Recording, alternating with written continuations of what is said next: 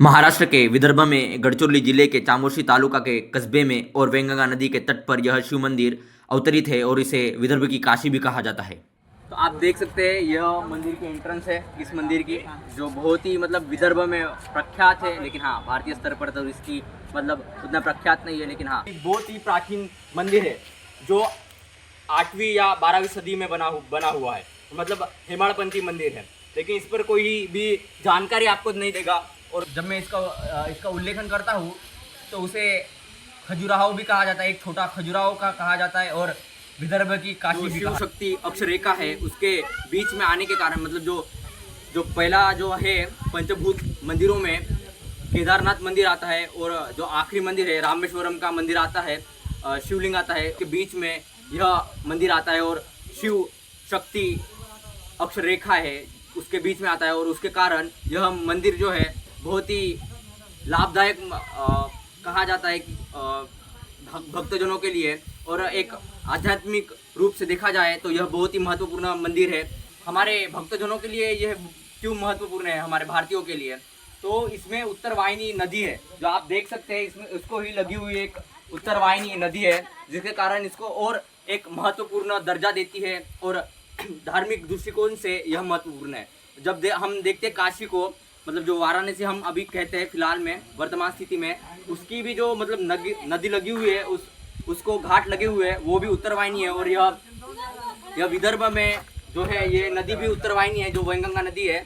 और साथ ही साथ यह महत्वपूर्ण है क्योंकि यह विदर्भ की काशी कहा जाता है। और यह मार्कंडेश्वर मंदिर इसी के लिए बहुत ही महत्वपूर्ण है, और इस पर हमें विचार करना चाहिए इसके डेवलपमेंट के लिए। क्योंकि वाराणसी में सब कुछ चीज़ें प्रोवाइड की जाती है, उनके घाटों को अच्छे से सजाया जाता है, लेकिन यहाँ के घाट कहाँ ना कहाँ वहाँ उतने डेवलपमेंट में नहीं है, उनका डेवलपमेंट नहीं हुआ है। तो मुझे लगता है कि हमारे स्टेट गवर्नमेंट को, महाराष्ट्र की स्टेट गवर्नमेंट को यहाँ पर फंड रिलीज करने चाहिए। इसमें जितना पैसा लगे उतना पैसा लगाना चाहिए, और एक धार्मिक स्थल पर इसका प्रचार करना, विदर्भ से नहीं तो पूरे भारत से यहाँ पर लोग आए और इसका वर्चस्व करें, और इसका एक अद्भुत आनंद ले। इसकी जो शैली है, जो नक्शे काम है, उसको देखे और सराहे। क्योंकि इस मंदिर में 400 से अधिक मूर्तियां हैं जो इसको एक महत्वपूर्ण दर्जा देती है। जो रामायण और महाभारत की जमाने की जो मूर्तियां हैं, उनका उल्लेख यहाँ पर मिलता है। जो रामायण का है या आपको महाभारत का उल्लेख इन मूर्तियों में दिखाई देगा। तो यह बहुत ही महत्वपूर्ण मंदिर है, इसको आपको देखना चाहिए। आपको मैं दिखाना चाहूँगा कि कैसा ये मंदिर है, और इसका डेवलपमेंट के बारे में भी हमारे स्टेट गवर्नमेंट को हाँ बिल्कुल ध्यान देना चाहिए और इसको डेवलपमेंट करना चाहिए। क्योंकि यह एक बहुत ही धार्मिक स्थल है, बहुत ही महत्वपूर्ण धार्मिक स्थल है, और इसको हाँ हमें डेवलप करना चाहिए। और हमें जो भारतीय स्तर पर है, हमारे लोगों को पता चले, इसके बारे में प्रचार हो कि हमारे पास ऐसा एक महाराष्ट्र में मंदिर है, विदर्भ में एक मंदिर है जो बहुत ही महत्वपूर्ण है, जो धार्मिक स्थलों में से एक है, जो महाराष्ट्र में अभी भी प्रसिद्ध नहीं है। हम सिर्फ बात करते हैं विट्ठल रखुमाई के मंदिरों की, या हम जेजुरी चले जाते हैं, लेकिन हाँ यह भी एक महत्वपूर्ण मंदिर है हमारे महाराष्ट्र में, जो शिव मंदिर है, जो गढ़चिरौली जिले में चामोर्शी तहसील में और मार्कंडेश्वर गांव में है।